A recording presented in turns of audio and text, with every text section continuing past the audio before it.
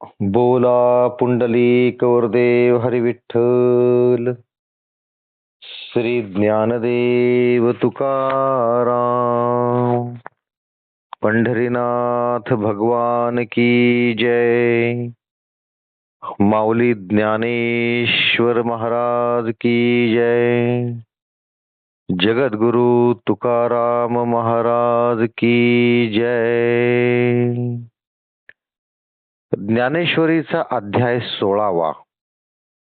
दैवसूर संपत्ती विभाग योग. या अध्यायाचं आपण वाचन आणि निरूपण करत आहोत. 7 भाग झालेले आहेत. आज आपण 8वा भाग पाहणार आहोत. ओव्या 165 झालेल्या आहेत. आज त्या पुढचा भाग आपण पाहणार आहोत. पण त्या अगोदर या भागात काय काय झालेलं आहे, पाठीमागच्या भागात काय काय झालेलं आपण थोडक्यात समजून घेऊयात आणि मग पुढे जाऊयात. तर हा अध्याय नंबर 16 दैव सूर संपत्ती विभाग योग. या अध्यायात प्रामुख्याने दैवी संपत्ती आणि आसुरी संपत्ती म्हणजे दैवी गुण आणि आसुरी गुण यांचं वर्णन आलेलं आहे. या अध्यायामध्ये 26 जे दैवी गुण आहेत किंवा ती दैवी संपत्ती आहे त्याचं वर्णन आलेलं आहे. तसंच आसुरी संपत्ती म्हणजे आसुरी गुणांचंही वर्णन आलेलं आहे. तर या अध्यायाची सुरुवात फार सुंदर रीतीने करतात ज्ञानेश्वर माऊली. या 16व्या अध्यायाच्या सुरुवातीलाच आपले जे गुरु आहेत निवृत्तीनाथ यांना वंदन करून त्यांना सूर्याची उपमा देऊन या अध्यायाची सुरुवात करतात. पहिल्याच श्लोकामध्ये भगवान श्रीकृष्ण अर्जुनास उपदेश करताना दैवी संपत्ती चे जे गुण आहेत, दैवी संपत्ती ते एक एक सांगायला सुरुवात करतात. पहिल्या अध्यायामध्ये अभय, चित्तशुद्धी, ज्ञान व योग यांचे ठिकाणी एकनिष्ठता, दातृत्व, बाह्य इंद्रियास संयम, बाह्य इंद्रियांचा संयम, ज्ञान, वेदांचे सार्थ पठन, तळमळ आणि सरळपणा याविषयी संपूर्ण विवेचन करतात. त्यानंतर अध्याय नंबर 2 मध्ये भगवान श्रीकृष्ण अर्जुनास उपदेश करताना पुढच्या काही गुणांचं वर्णन करतात. त्यात आहे अहिंसा, सत्य भाषण, राग न येणे की हे फार आपल्याला जमत नाही, संन्यास, अंतःकरणाचा उपशम, चहाडी न करणे,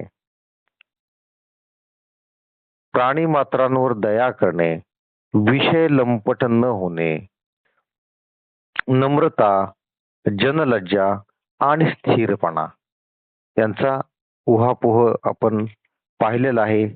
हे सगळं आपण पाहिलेलं आहे. आता श्लोक अध्याय नंबर 7 मध्ये आपण अपयशून्य ची लक्षणं पाहिली. अपयशून्यता म्हणजे काय आहे ते पाहिलं. तसंच दया म्हणजे पाहिलं. तसंच अलोलुप्त्व हेही याचंही आपण वर्णन पाहिलेलं आहे. ह्या गुणांचं वर्णन आपण पाहिलेलं आहे. तर हे गुण म्हणजे काय, दया म्हणजे काय, तर दया म्हणजे बघा की उत्तम मनुष्य, जो चांगला मनुष्य आहे, उत्तम मनुष्याच्या मानाने जो दुसऱ्यास कनिष्ठ मानत नाही, दुसऱ्यास कमी लेखत नाही. आपल्याला ही फार सवय असते. ह्याला म्हणायचं द्वैतभाव, भेद. मी उच्च तू कनिष्ठ, मी श्रीमंत तू गरीब, मी गोरा तू काळा, हा जो भेद आहे असा कधीच मानत नाही. दुसऱ्याला कनिष्ठ कधीच मानत नाही व त्यांचे दोष मनात आणत नाही. एखाद्या आपल्या घरी आला आणि पाहुणा आला किंवा तर त्याला आपण जेवण वाढत असताना किंवा त्याला जेवायला देत असताना त्याच्यातले दुर्गुण आपण त्याला सांगत नाही. यालाच अपयशून्य असे म्हणतात. आता दया म्हणजे काय की तेही आलेलं आहे की तहान लागलेल्या मनुष्याची तृषा भागवण्याकरता जसे जगात पाणी निर्माण झाले आहे त्याप्रमाणे दुःखीता मनुष्याचे दुःख हरण करण्याकरता जो या जगात राहतो, गुणांनी युक्त असा जो पुरुष आहे त्याला दयेचे केवळ मूर्तीच असे म्हणतात.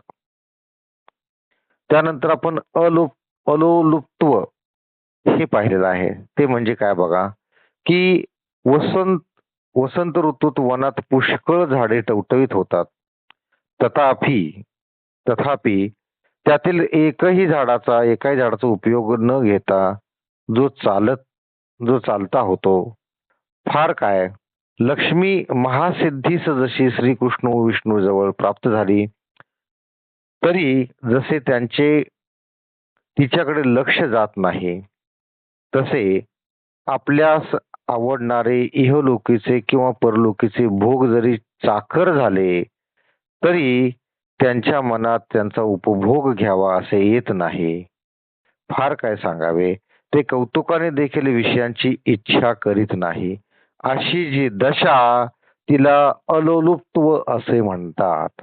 म्हणजे या लोकांना कोणतीही भोग घेण्याची वस्तू यांची जी निष्ठा आहे ती ढळू देत नाही. जगामध्ये कितीतरी भोग आहेत. हे सर्व भोग आपण आपल्या पंचेंद्रियांनी घेत असतो.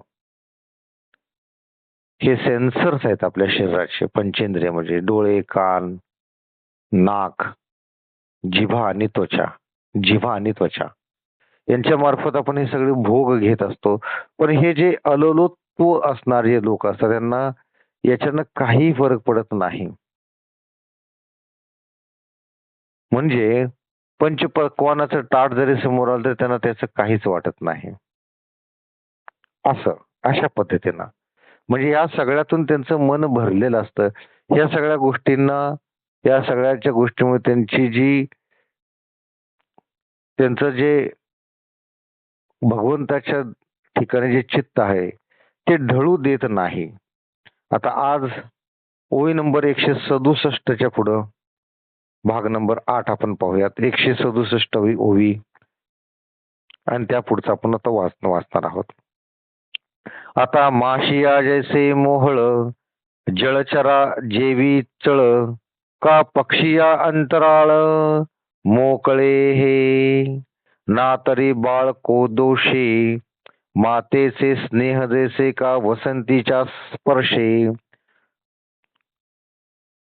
वसंतीच्या स्पर्शे मऊ मालो निळू, डोळ्या प्रियाची भेटी का पिलाया कुर्मीची दिठी, तैसी भूमात्री राहाटी मवाळते, स्पर्शे अतिमृदू मुखी घेता सुस्वादू, घ्राणीसी सुगंधू उजाळू अंगे, तो आवडे तेवढा घेता विरुद्ध जरी न होता, तरी उपमे येता कापुरी की, परी महाभूते पोटी वाहे, देवीची परमाणुजी सामाये, या विश्वानुसार होये गगन जैसे, काय सांगो ऐसे जिणे, जे जगाचे नि जीवे प्राणे, तया नाव म्हणे मार्दवमी.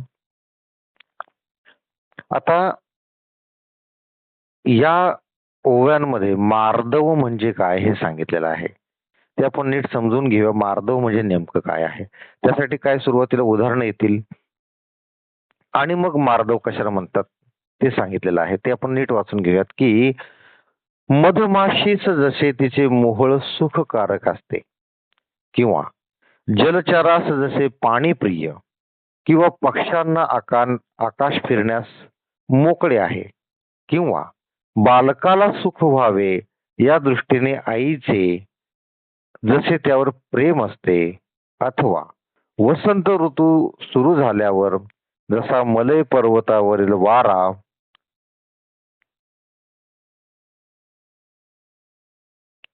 मंद सुगंध वाहतो,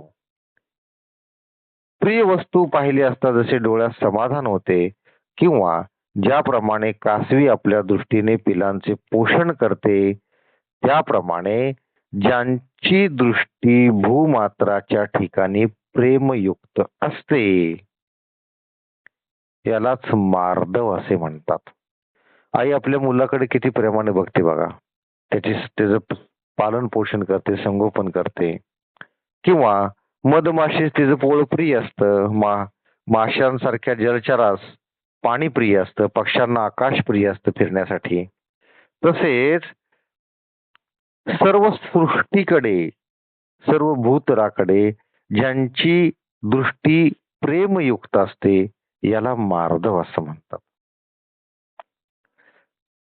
हात लावला असता मऊ लागतो, तोंडात घातला असता रुचकर लागतो, नाकास त्याचा सुगंध येतो व रूपाने पाहिले असता जो पांढरा स्वच्छ आहे असा जो कापूर तो वाटेल तितका खाल्ला असता जर त्यापासून बाधा झाली नसती. कापूर किती छान असतो, दिसायला छान असतो, वास सुंदर येतो, पांढरा शुभ्र असतो, पण तो जर खाल्ला तर त्याच्यापासून बाधा होते. ती जर झाली नसती तर तो उपमेस पात्र झाला असता. परंतु ज्याच्या पोटात पंचमहाभूतांचा समावेश होतो त्याचप्रमाणे जो परमाणुतही समावेश व गगन जसे विश्वात आकाराप्रमाणे आकारास येते, फार काय सांगावे, जे जगाच्या जीवनाकरिता वाचतात अशी जी स्थिती तिला मार्दव असे मी म्हणतो. भगवंत का म्हणतात मी मार्दव कशाला म्हणतो ते इथे सांगितलेलं आहे. आता पराजये राजा जैसा कदर्थी लाजा का मानिया निस्तेजा निकृष्टास्तव नाना चांडाळ मंदिराशी अवचटे आलिया संन्यासी मग लाज होय जैसी उत्तमातया क्षत्रिया राणी पळोनी जाणे ते कोण आहे लाजिरवाणे का वैविध्य पाचारणे महासती ते रूपसा उधळले कुष्टू संभविता कुटीचे बोट तया लाजा प्राण संकट होय जैसे ओहोटातपणे जे शव होऊनी जिणे उपजो मरणे नावा तिये गर्भमेद मुसे रक्तमूत्र रसे वोती व होऊने असे तेला जिरवाणे.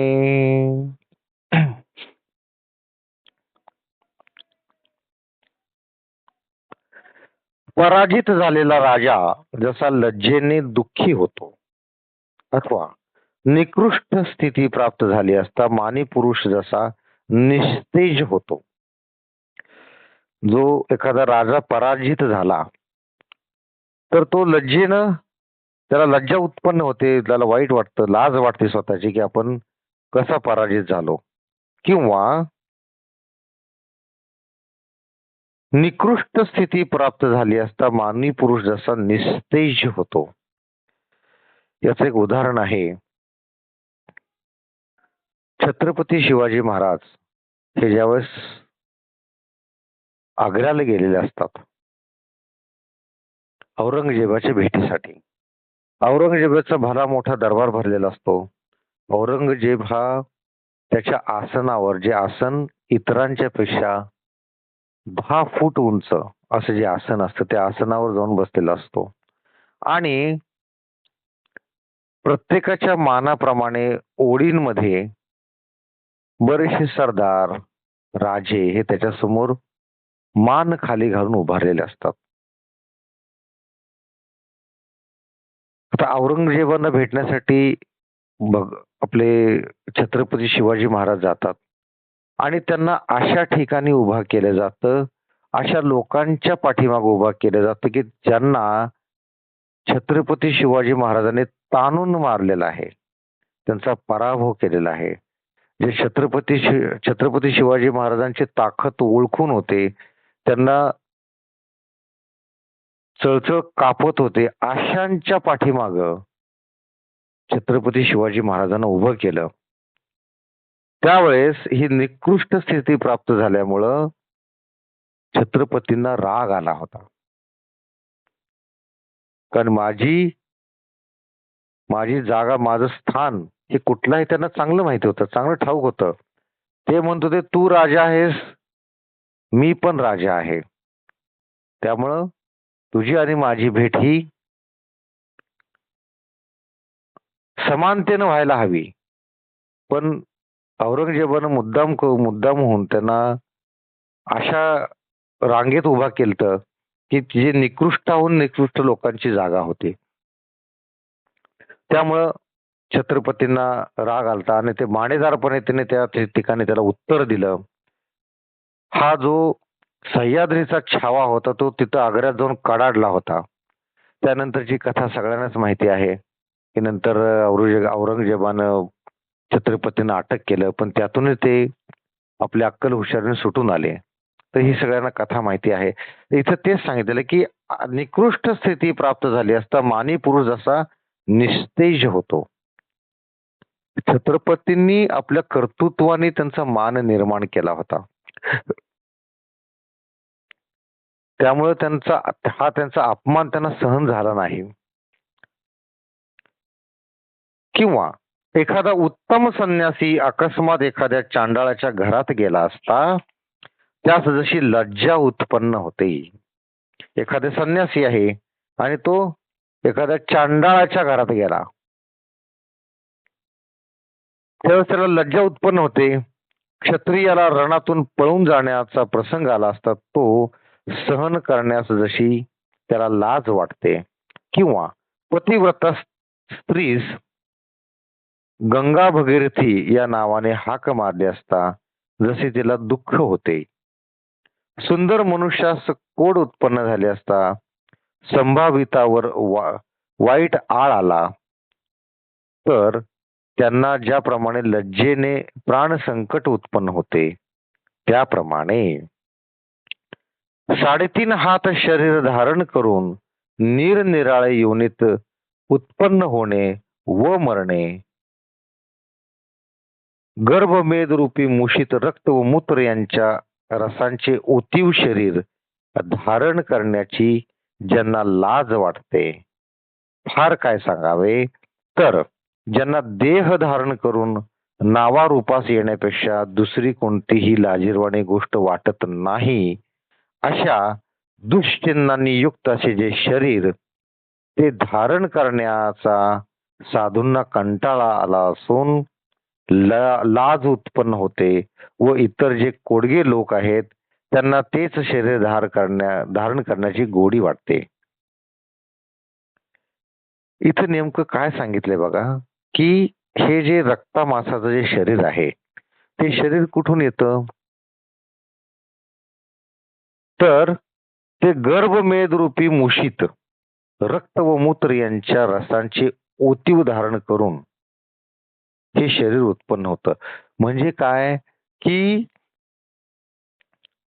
हा जो जन्म मरणाचा फेरा आहे त्या फेऱ्यातून सुटण्यासाठी सगळे लोक, जे ज्ञानी लोक आहेत ते धडपड करत असतात, पण जे कोडगे लोक आहेत त्यांना हे शरीर धारण करण्यामध्ये गोडी वाटते. हा जन्म मरण्याच्या फेऱ्यातून सुटावं, आपण मोक्षास प्राप्त व्हावं असं ज्ञानी लोकांस वाटत असतं. त्यामुळे ते त्या दृष्टीने प्रयत्न करतात. पण जे कोडगे लोक आहेत, जे निर्लज्ज लोक आहेत त्यांना त्याचं काहीच वाटत नाही. हे शरीर प्राप्त झाल्यानंतर त्यांना त्याचा कंटाळा वाटत नाही, त्यांना त्याची लाज वाटत नाही, त्यांना उलट त्याची गोडी वाटते. आपण ओघाओघात फार पुढे निघून गेलो होतो. ओव्या वाचायच्या राहिलेल्या आहेत त्या परत आपण वाचून घेऊयात.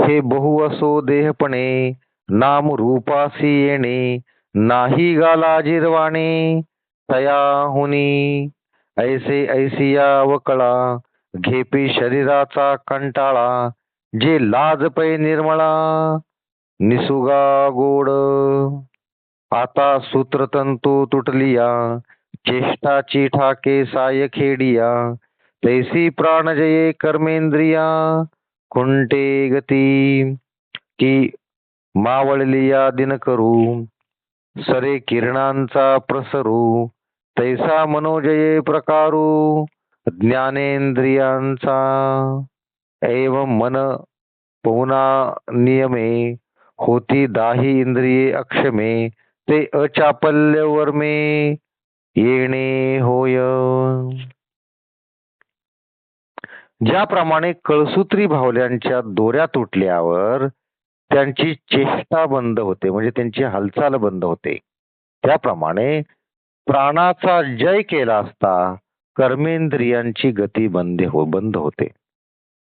प्राणाचा जय केला असता कर्मेंद्रियांची गती बंद होते किंवा सूर्य मावळल्यावर ज्याच्या किरणांची प्रभा बंद होते त्याप्रमाणे मनाचा जय केला असता इंद्रियांची मती कुंठित होते.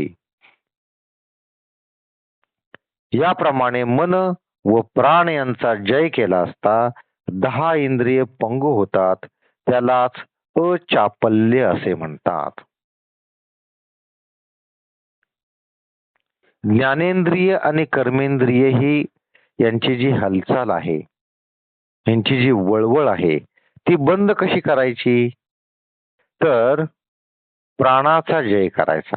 म्हणजे प्राण जो आपल्या शरीरातला प्राण आहे तो मुख्य जर मानला तर यांची वळवळ कमी होते आणि मन व प्राण यांचा जय केला असता 10 इंद्रिय पंगू होतात, त्यालाच अचापल्य असं म्हणतात. आता श्लोक नंबर 3. या सुद्धा श्लोकामध्ये काही उर्वरित जे दैवी संपत्ती आहे, ते जे गुण आहेत ते सांगितलेले आहेत, ते आपण वाचूयात. अर्जुना, प्रगल्भता, क्षमा, धैर्य, सुचिरभूतपणा, दुसऱ्याचा हेवा न करणे व मानीपणाचा अभाव ही लक्षणे दैवी संपत्तीत उत्पन्न झालेल्या पुरुषाच्या ठिकाणी असतात. म्हणजे जे पुरुष दैवी संपत्तीत उत्पन्न झालेले आहेत त्यांच्या ठिकाणी हे गुण असतात असं सांगितलेलं आहे. आपण पाठीमागं पाहिलं की ज्यांचा जन्मच दरोडेखोराच्या घरात झालेला आहे, ज्यांचा जन्मच चांडाळाच्या घरात झालेला आहे, त्यांना अशा गोष्टींचं दुःख कधी वाटत नसतं की आपल्यामध्ये दैवी संपत्ती नाहीये किंवा आपल्यामध्ये दैवी गुण नाहीयेत. इथं त्यांना दुःख वाटत नाही, लाजही वाटत नाही, काहीच वाटत नाही. त्या नित्य कर्माप्रमाणे एखाद्याचे खून मारामारी करत असतात, चोऱ्या करत असतात, लोकांच्या स्त्रियांच्या आबरूशी खेळत असतात, त्यांना त्याचं काहीच वाटत नाही. पण जे संस्कारी घरातून जन्मात आलेले आहेत त्यांच्याकडे मात्र दैवी संपत्ती किंवा हे दैवी गुण असतात आणि त्यांना अशा गोष्टी करण्यापासून हे दैवी गुणच परावृत्त करतात, वाईट गोष्टी करू देत नाहीत. म्हणूनच हे जे दैवी संपत्ती आहे त्याचं आपण इथं निरूपण करत आहोत, ते समजून घेत आहोत. आता हे अजून समजून घेण्यासाठी याच्या ओव्या वाचूयात आणि पुढे जाऊयात.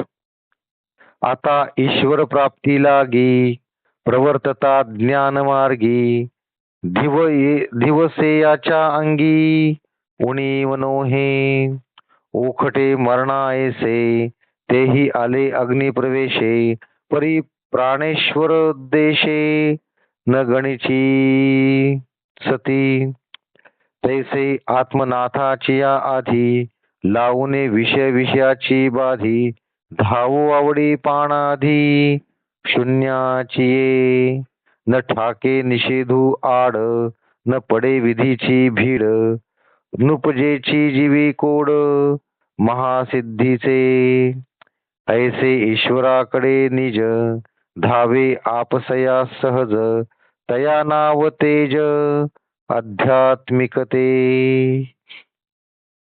आता ईश्वर प्राप्ती करता ज्ञान मार्गाचे मनापासून अवलंब केले असता ज्याला उणीव पडत नाही. काय सांगितले नीट ऐका, की आता ईश्वर प्राप्ती करता ज्ञान मार्गाचे मनापासून अवलंब केले असता त्याला उणीव पडत नाही. पतिव्रता स्त्री पतीच्या मरणानंतर अग्नी प्रवेश करून मरणासारख्या वाईट प्रसंग आला तरी सहगमन करण्यास मागे पुढे पाहत नाही. त्याचप्रमाणे जो आत्म्याची चिंता लागल्यामुळे विषयास विश्वत मानून आत्मप्राप्ती करता सुषुम्ना नाडीतून प्राणवायू नेण्यासारख्या कठीण मार्गाचेही अवलंबन करतो. सुषुम्ना नाडीतून प्राणवायू नेण्याची जी क्रिया आहे यालाच प्राणायाम असे म्हणतात. हे आपण 8व्या अध्यायामध्ये पाहिलेलं आहे. हे का करतात? तर आत्म्याची चिंता विषयास विषवत मानून आत्मप्राप्ती करता, हे सगळं आत्मप्राप्ती करता करतात. त्याला शास्त्रात सांगितलेल्या विधी निषेधांची अडचण व भीड नसते व महासिद्ध प्राप्त झाले असता तिथेही त्यास कौतुक वाटत नाही.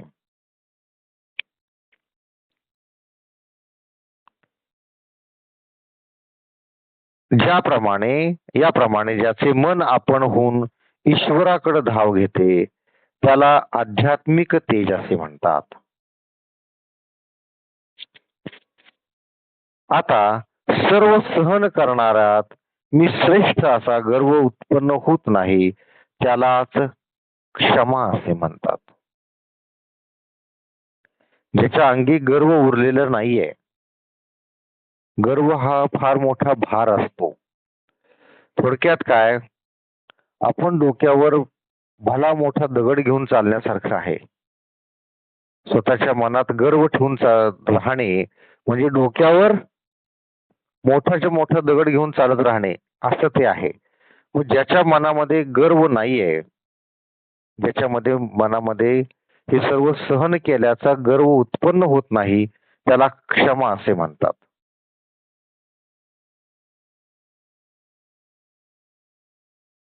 आता सर्व ही सहातिया गरिमा गर्वा न येतेची क्षमा जैसे देह वाहुनी रोमा वाहणे नेणे आणि मातील या इंद्रियांचे वेग का प्राचीने खवळले रोग अथवा योग वियोग प्रिया प्रियांचे यया आगवियाची थोरू एके वेळे आलिया पुरू तरी अगस्त्यैका होनी धीरू उभा ठाके आकाशी धुमाची रेखा उठली बहुवा आगळी का ते गिळी एकी झुळका वारा जेवी तैसे अधिभूताधी देवा अध्यात्मादी उपद्रवा पातले या पांडवा गिळूनी घाली. ज्याप्रमाणे देह हा सर्व रोग धारण करीत असूनही त्याचा गर्व बाळगत नाही. देहाला भरपूर रोग होतात. सर्दी होते, ताप होतो, हार्ट अटॅक येतो, ब्लड प्रेशर होतं, मधुमेह होतो. एवढं सगळं मी सहन करतो याचा देहाला कधी अभिमान होतो का? गर्व होतो का? तर नाही होत. आणि विषय सेवनाविषयी इंद्रियांची अतिप्रवृत्ती किंवा पूर्वकर्माने रोगाची प्राप्ती अथवा प्रिय वस्तूचा वियोग या सर्व गोष्टी जरी एक समाय विच्छेदन करून प्राप्त झाल्या तरी जो अगस्त्य ऋषीप्रमाणे धीर धरून त्या सहन करतो. आकाशात धुराचा लोट गेला तरी ज्याप्रमाणे वाऱ्याची एक झुळूक त्यास नष्ट करते त्याप्रमाणे अर्जुना आध्यात्मिक अधिदैविक व अधिभौतिक हे उपद्रव जरी एकदम उत्पन्न झाले तरी जो ते गिळून टाकतो आणि याप्रमाणे चित्तात राग उत्पन्न होण्याचे वेळी धैर्य कायम ठेवतो त्यालाच घृती असे म्हणतात. म्हणजे किती जरी त्रास झाला तरी सुद्धा मनात राग उत्पन्न न होऊ देता तो सहन करून मनामध्ये धैर्य ठेवलं जातं. या गुणाला घृती असे म्हणतात.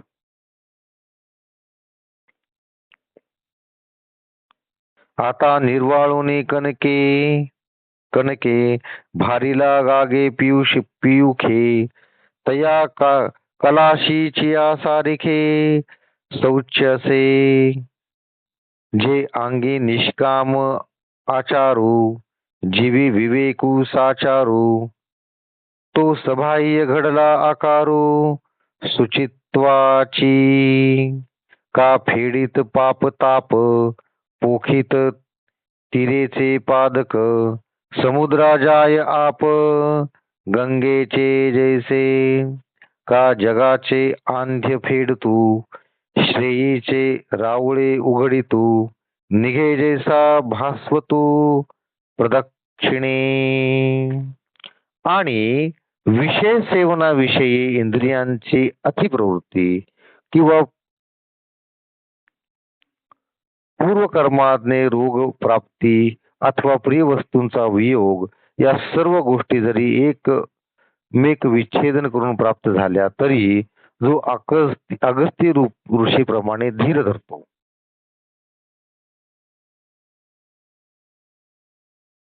किंवा या सर्वांचा त्रास जरी मनात झाला तरी चित्तात राग उत्पन्न होऊ न देता धैर्य कायम ठेवतो याला धृती असे म्हणतात. आता पुढे बघूयात आपण. आता सुवर्ण कलश स्वच्छ करून त्यात गंगारूपी अमृत भरले असता ते जसे सर्वच शुद्ध असते. सोन्याचा कलश तो एकदम स्वच्छ करून त्यात अमृत जर भरलं तर ते संपूर्ण गोष्ट कलशासहित सगळी गोष्ट ही शुद्ध आहे. त्याचप्रमाणे शौच्य होय. ज्या मनुष्याचे आचरण निष्काम असते व ज्याच्या अंतर्यामी विवेक जागृत असतो तो जसा अंतर्यामी व बाहेरून शुद्ध असतो त्याचप्रमाणे शौच्य होय. शौच्य कशा असतं म्हणजे ते एकदम शुद्ध आहे असं सांगितलेलं आहे. गंगेचे उदक जसे समुद्राकडे जाताना सहज तीरावरील वृक्षांचे पोषण करते व स्नान करणाऱ्यांचे पापही नाहीसे करून त्यास संन्यास तपापासून मुक्त करते. गंगा वाहत असते. गंगा वाहत असताना काठावरच्या झाडाझुडपांना पाणी देते, त्यांचं सिंचन करते. तसेच जे लोक गंगेमध्ये स्नान करतात, सध्या महाकुंभ चालू आहे प्रयागमध्ये, लोक गंगेमध्ये स्नान करतात आणि आपलं पाप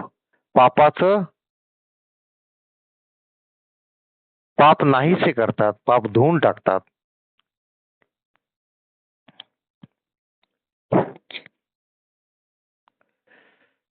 गंगा ही तिच्या तीरावरील वृक्षांचे पोषण पण करते आणि स्नान करण्याचे पाप नाहीसे करून त्यास संन्यास तपापासून मुक्त करते. किंवा ज्याप्रमाणे सूर्य आपली रोज प्रदक्षिणा करण्यास निघाला म्हणजे अंधकाराचा नाश करतो. बघा, हे कितीतरी वर्षापूर्वी लिहिण्यात आलेलं आहे ज्ञानेश्वरी. आणि ही ज्ञानेश्वरी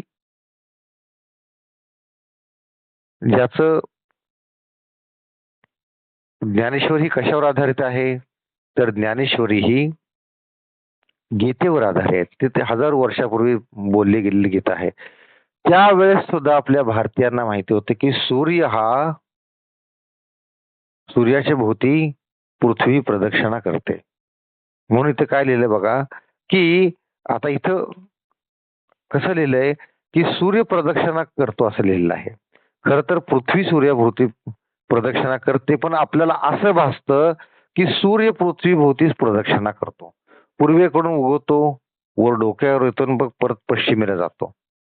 आपल्याला असं भासतं की सूर्य पृथ्वीभोवती फिरतो, खर तर पृथ्वी सूर्याभोवती फिरत असते.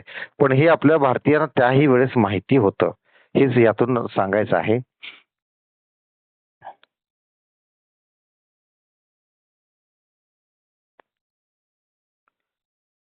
ज्याप्रमाणे सूर्य आपली रोजची प्रदक्षिणा करण्यास निघाला म्हणजे अंधकाराचा नाश करतो व जगातील संपत्तीची मंदिरे उघडून व्यापार सुरू होतो, त्याप्रमाणे जो बद्ध असतील त्यांना मुक्त करतात. मुक्त करून व संन्यास सागरात बुडले आहेत त्यांना तारून जे पीडित आहे त्यांचे दुःख निवारण करतो. किंबहुना रात्रंदिवस स्वार्थ साधित असताही जो दुसऱ्यांचे दुःख वाढवतो आणि स्वार्थ साधण्याकरता दुसऱ्यांचा नाश करण्याविषयी ज्याच्या अंतःकरणात संकल्पही उत्पन्न होत नाहीत त्यालाच अर्जुना अद्रोहत्व असे म्हणतात. अद्रोहत्व म्हणजे काय अजून आपण अजून एकदा नीट पाहू क्या की ज्याप्रमाणे जे बद्ध असतील त्यांना मुक्त करून व जे संन्यास सागरात बुडालेले आहेत त्यांना तारून जे पीडित आहेत त्यांचे दुःख निवारण करतो. किंबहुना रात्रंदिवस स्वार्थ साधित असताही जे दुसऱ्याचे सुख वाढवतो आणि स्वार्थ साधण्याकरता दुसऱ्याचा नाश करण्याविषयी ज्यांच्या अंतःकरणात संकल्पही उत्पन्न होत नाहीत. म्हणजे किती मनानं हे लोक मृदू असतात बघा, की जे कायम दुसऱ्याचं दुःख निवारण करण्याकरता कर्म करतात. त्यांच्या मनामध्ये दुसऱ्यांच्या विषयी मृदू भाव असतो. अशा लोकांना अद्रोहत्व असे म्हणतात व ते मी तुला तुझ्या दृष्टीस उघड करून उघड रीतीने पडेल असे सांगितले आहे.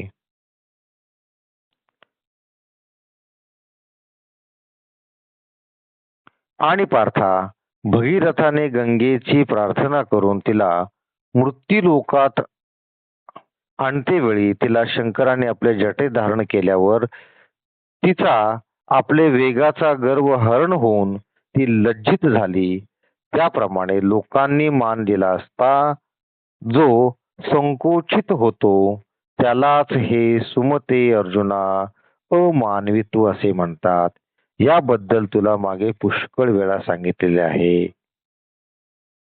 अमानवित्व म्हणजे काय? एखाद्याने आपले सत्कार केला, आपली स्तुती केली तर मनामध्ये लज्जा उत्पन्न होते. जे निर्लज्ज लोक असतात ते माझा सत्कार का केला नाही म्हणून भांडतात. पण जे ज्ञानी लोक असतात त्यांचा जर सत्कार कोणी केला किंवा सगळ्यांच्या समोर त्यांची कोणी स्तुती केली तर ती स्तुती त्यांना सहन होत नाही. त्यांना लज्जा, त्यांच्या मनात लज्जा उत्पन्न होते कोणी आपली स्तुती केल्यामुळं. त्यांना स्वतःची लाज वाटायला लागते. कारण हे सगळं त्यांनी स्वतःची स्तुती करण्यासाठी केलेलंच नसतं.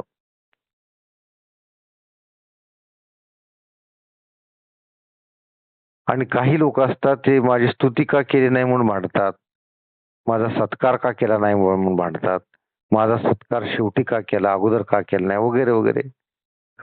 हे सगळे अज्ञानी लोक आहेत. तर ज्यांच्या मनात अशी लज्जा उत्पन्न होते त्यालाच अमानवित्व म्हणतात असे भगवंताने सांगितलेलं आहे. आज आपण इथंच थांबत आहोत. भाग नंबर 9 आपण उद्या पाहणार आहोत. तर या अध्यायामध्ये आपण जे दैवी गुण आहेत, दैवी संपत्ती आहे त्याचा सगळा आपण उहापोह पाहत आहोत. आतापर्यंत हे आपण 26 जे गुण आहेत, जे दैवी संपत्तीचे गुण आहेत त्याचं आपण हे सगळं आपण वाचत होतो. हे 26 गुण जे आहेत ते इथपर्यंत आहे, अमानवित्व पर्यंत आहेत. आता उद्या जे आसुरी गुण आहेत, आसुरी संपत्ती आहेत त्या संदर्भात आपण पाहणार आहोत.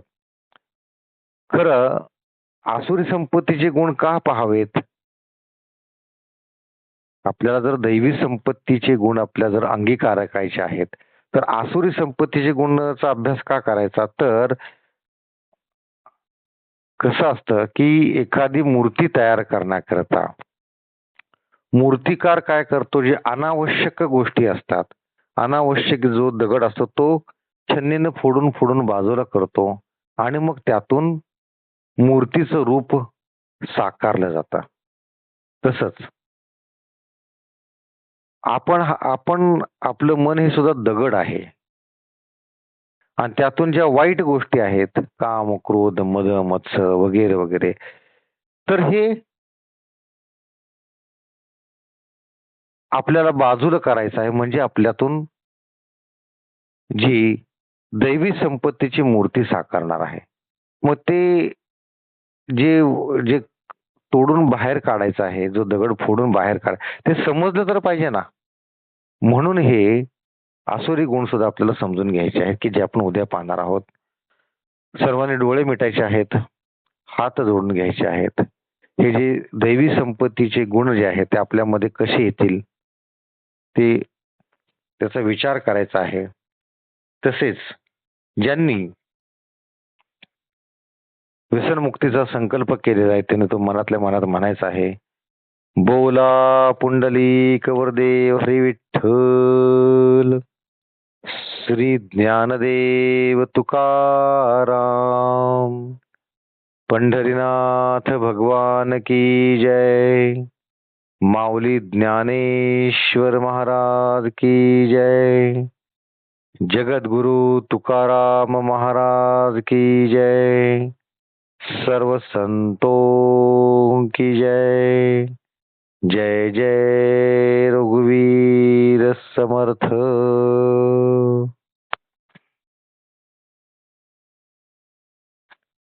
रामकृष्ण हरी.